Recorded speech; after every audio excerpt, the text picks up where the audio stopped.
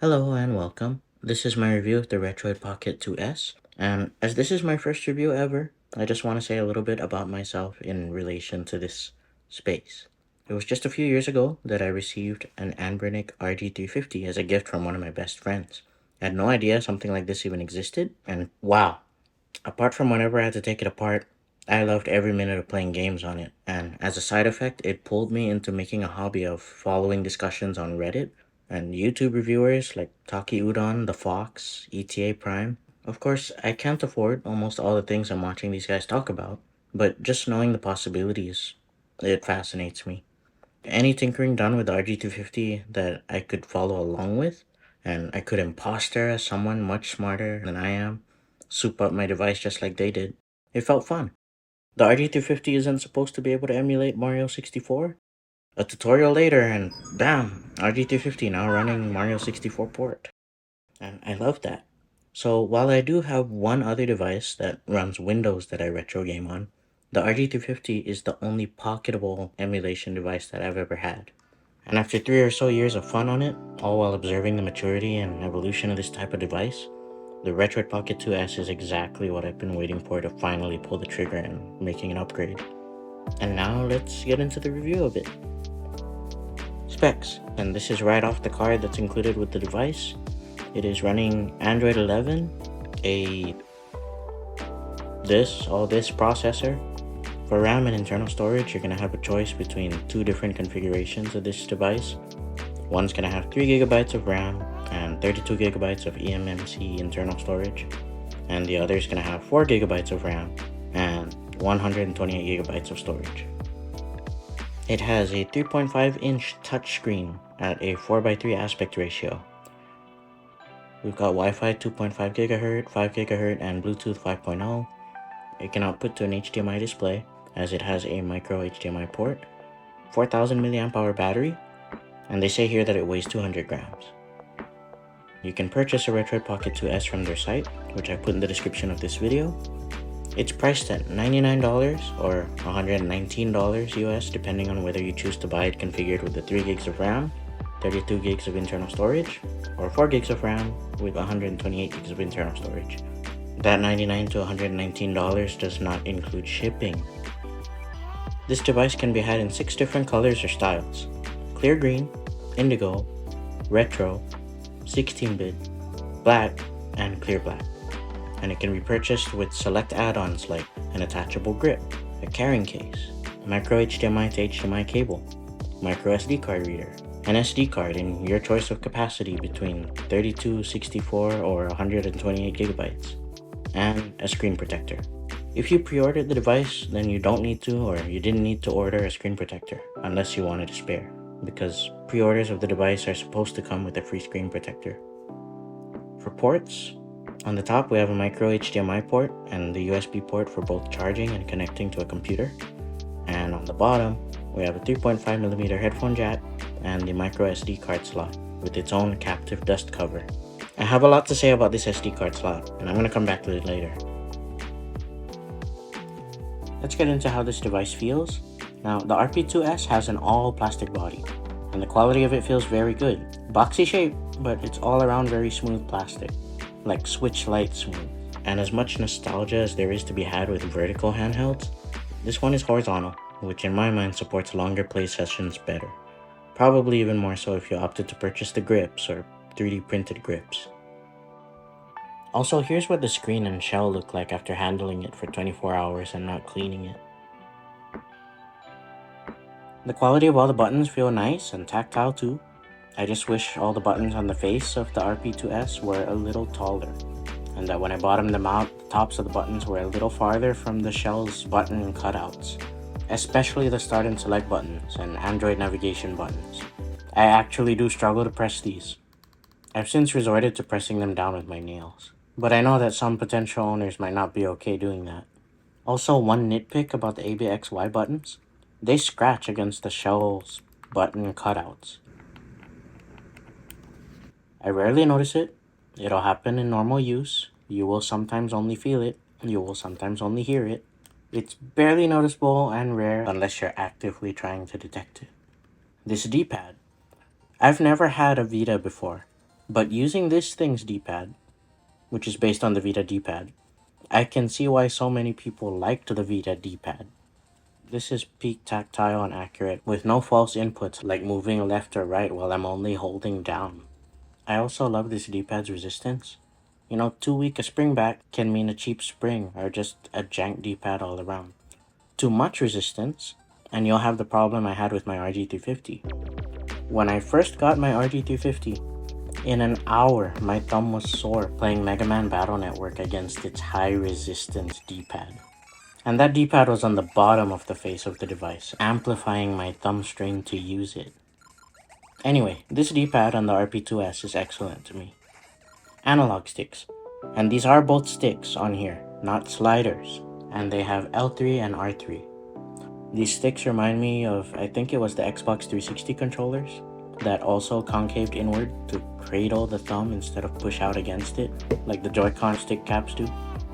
Also, Retroid put Hall effect sticks in here to resist getting any stick drift. For triggers and trigger buttons, well, they're stacked on here. Best positions for them anyway. We have analog triggers, and everything on here feels nice. I do find myself wishing though for a little more travel on the triggers while I'm playing Melee and wanting to big shield, but it feels okay. All the buttons on this device, except for the triggers, are clicky ones. Not too loud or annoying to me, but like the clicky you can expect from a modern Nintendo product.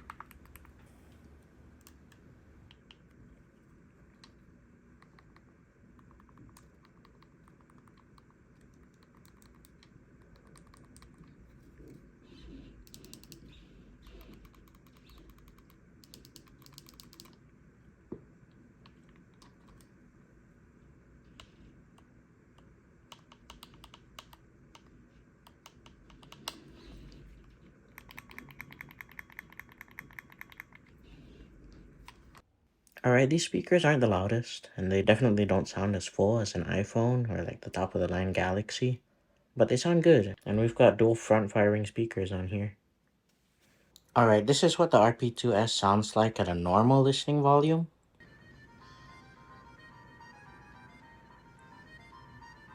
And here's what max volume sounds like.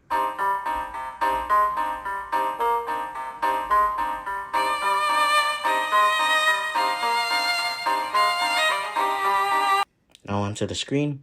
Touch is quick and responsive to me, and accurate even with the screen protector on. Viewing angles look good, and my eye can't detect any ghosting. The card and box don't actually say what kind of screen this is, apart from that it's 3.5 inches, but just based on how parts of the screen that should be black look, yeah, it's not the nice inky deep black that we're used to seeing on OLED screens, but the colors are very nice to my eyes, and I think that this is a really nice IPS display or an LCD screen. I just don't know which between the two.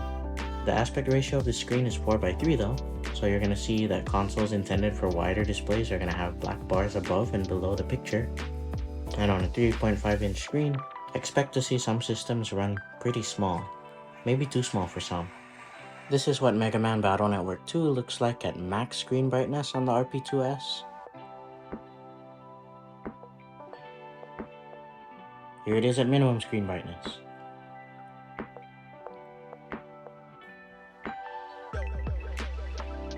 For software, we're running Android, and when powering on the device for the first time, you are given the option to have the Google Play Store service on the device or not. Android runs and navigates exactly how you'd expect it to run on a phone. Navigation can also be done with the D-pad and face buttons, and page switching can be done with the upper trigger buttons. Regarding Android games, I think as long as it's built for Android or a port intended for Android, whatever it is, it will work and run on this device, at least on the lowest settings. Nothing for Android has heated up my RP2S as bad as Honkai Star Rail. From just the downloading screen, it was running very warm. It was a little stuttery in the opening scene, but it'll run just fine on the lowest settings, though very warm. Minecraft also stutters on high settings, but is perfect on lower settings, especially on how far you want the game to render. Here's GTA San Andreas for Android. This ran like a dream for me without the device ever really heating up.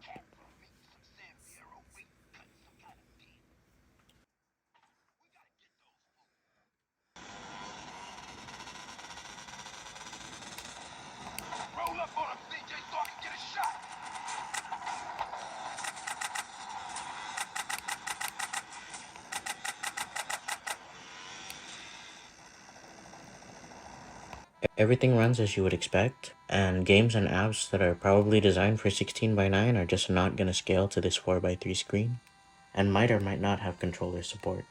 And I found that if you tried to use a resolution changer app, you can force an app that doesn't scale to scale, but your virtual mouse will be confined to the upper left quadrant of the screen. Now for the front end, it's not a difficult one to set up, it's just time consuming. I followed Taki Udon's Retroid Pocket 2 Plus setup guide to set up my Retroid Pocket 2S here. I put the link to his setup guide in the description. I'll use this segment of the video to showcase what ran perfectly in my testing. Here's Game Boy.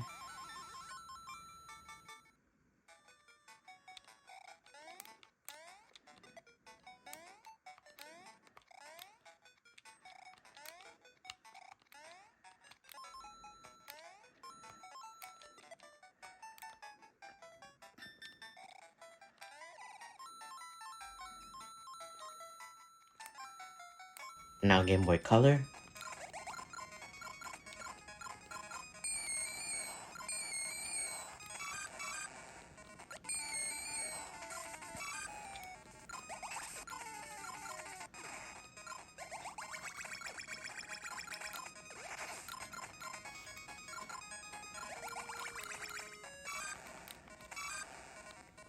Now Game Boy Advance.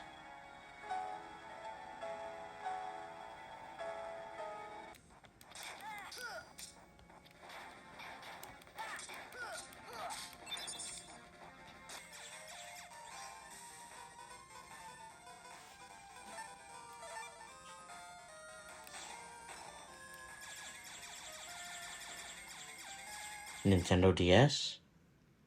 Just a note, you're definitely going to want to be playing Nintendo DS games that don't require you to see both screens simultaneously.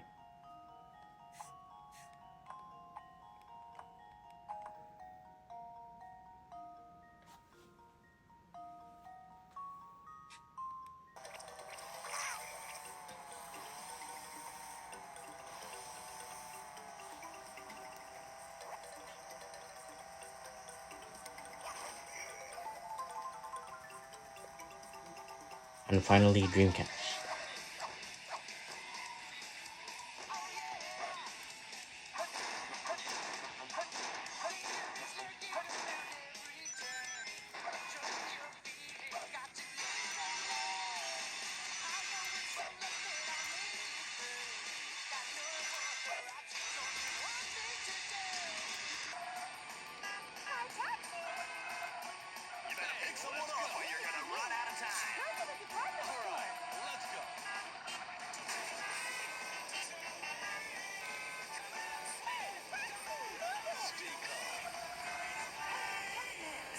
A PSP ran excellent on this device for the most part, but there's a couple things I do want to talk about.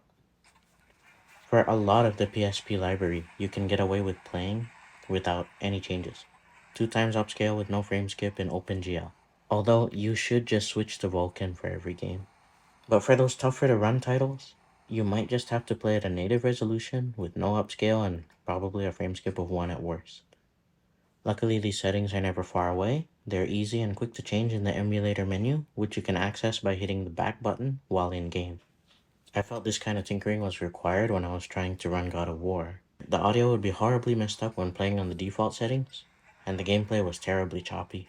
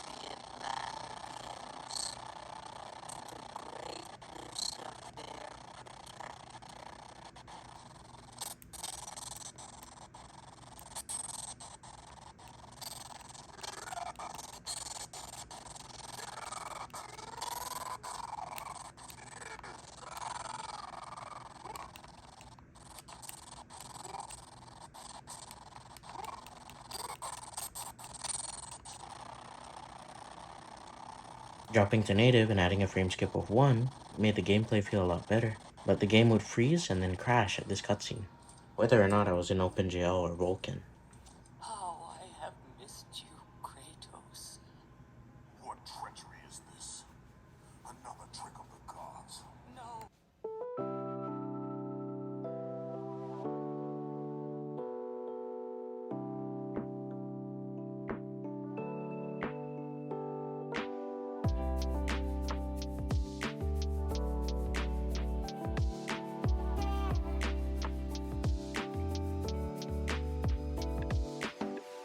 The game ended up feeling just playable, although not always at full speed, with no frame skip, native resolution, and rendering on Vulkan. With these settings, I never did run into another freeze or crash.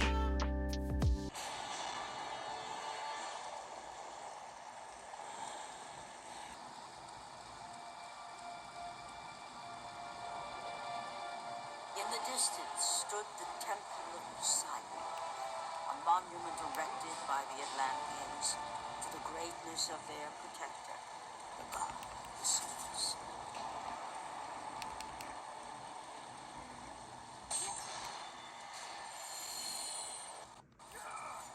Only the toughest PSP games to run would make you need to tweak some settings to make them acceptably playable.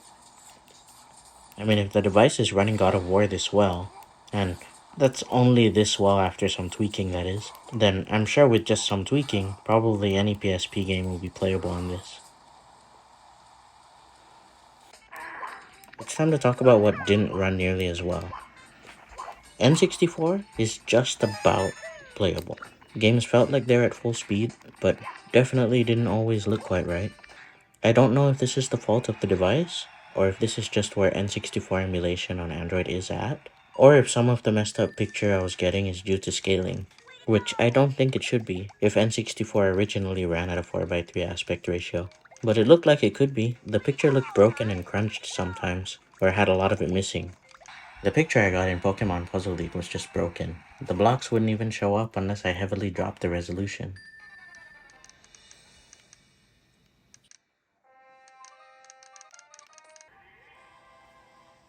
I don't think that a ton of GameCube and PS2 games will run very well on the RP2S.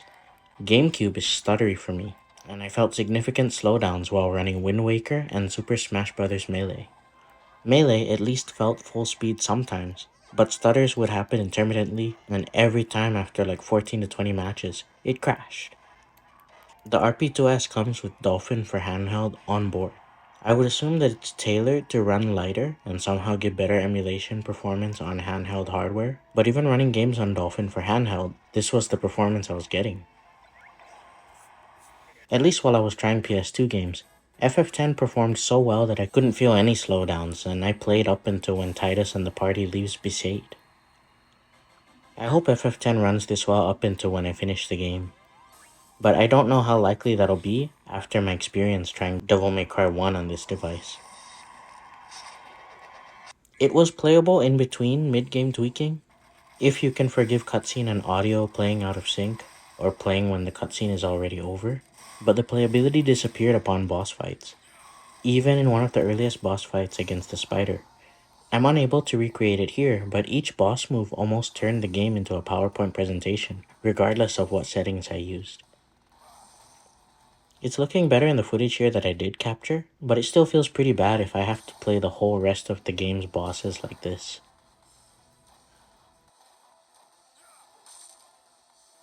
But yeah, for PlayStation 2, expect to be messing with the underclock cycle skip and cycle rate.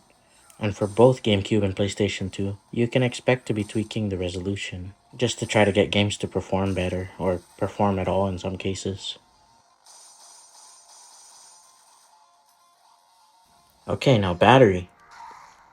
Running PSP, the device ate up about 16% of the battery in the span of 1 hour of playing God of War Ghost of Sparta. Again, this was running the game using Vulkan at a native resolution, no upscaling, and this was sometimes without frame skip and sometimes with a frame skip of 1. And this was while running the Extreme Performance preset at 25% screen brightness. I found that for my personal preference, I comfortably keep the game at 25% screen brightness. unless I was going outside and dealing with more direct sunlight. For PlayStation 2, I got through about 31% of the battery while playing Devil May Cry 1 for 1 hour on the Extreme Performance preset, this time at the max screen brightness, giving us a worst case scenario. Now for Android gaming, I ran GTA San Andreas, and this game chewed through 10% of the battery in 1 hour. All we had to do was follow the damn train, CJ. Finishing off the battery segment, I want to talk about the idle time. I let the battery charge to 100%, and with Wi-Fi off, I locked the device and let it sleep, and in about 24 hours, 4% of the battery was gone. The Retroid Pocket 2S meets a lot of items on my wish list for a solid performing retro handheld, pleasantly surprising me with the build quality and overall performance for the price. However, there were a few things I didn't like. One thing being the SD card slot. When I stuck my SD card in there, like 3 or 4 times, I could have sworn I either broke the inside of the slot or I broke my SD card. It seemed as if the shell was very poorly aligned to the slot and that I was getting just the tightest sliver of the port after the card clears the shell's port cutout. And it was an even rougher effort and pain to try to get the card back out. I dreaded having to do this 2 more times to check if the error was just how I was inserting it. But no way. This is on the port. The problem did fix itself though. I had to remove the card a few more times to make sure that the file structure that gets put in was right, and I moved a few of the games I wanted to test with that way. After that, I just used the included cable to move files to and from the device, similar to how I would between an Android phone and a PC. All that being said, I'd still say I prefer the Retroid Pocket 2S over my previous and only other device of this form factor, the Anbernic RD350. I'm also experiencing one weird issue with scrolling. Now, this one might be 100% my fault, because I don't remember having this problem on day 1, but like 3 or 4 days into tinkering with it, and recording this video, I wasn't able to scroll down to the last option in several places outside of the Retroid launcher. Now just to note, this is only an issue when scrolling with the stick or D-pad. Navigating with touch is perfectly fine and as you would expect it on Android. But yeah, using stick or D-pad, so I can just get to one option or one scroll click away from being all the way down in a menu, and then finger swipe up once to show the end of whatever I'm scrolling. I can't remember what I did in the handheld settings, Android settings, or the developer options, where I might have accidentally tapped or toggled a setting that started my minor scroll problem, and I can't find it. In conclusion, for just $99, I'm very understanding to the limitations of this device, and I'm still extremely happy with this purchase. Great D-pad, great sticks, mostly good buttons, and they're on the right place. None of that start and select being on the top nonsense or having trigger buttons that are next to each other instead of stacked. On top of pretty good feeling controls, the sticks are Hall effect sticks, the triggers are analog. It's got decent dual front firing speakers, and these benefits did not come at a cost of losing something like Wi-Fi capability or losing wired display output. Somehow the performance it does pack lets us play up to some GameCube and PlayStation 2 games. It's all really impressive what you can get now versus the best you could get at this price just a few years ago. I hope you'll consider the Retroid Pocket 2S as your next retro handheld. More community around it would mean more support for it, and more support for it might lead to community upgrades and help. Accessible help is good for everybody. But anyway, if you're shopping around this budget, I hope you consider this. And if you've already purchased yours, let me know about your experience in the comments. If you liked my review, please hit like, maybe even subscribe. It'll really help me a lot. Thank you so much for checking out my video. I hope you guys enjoyed, and I hope to see you guys in the next one.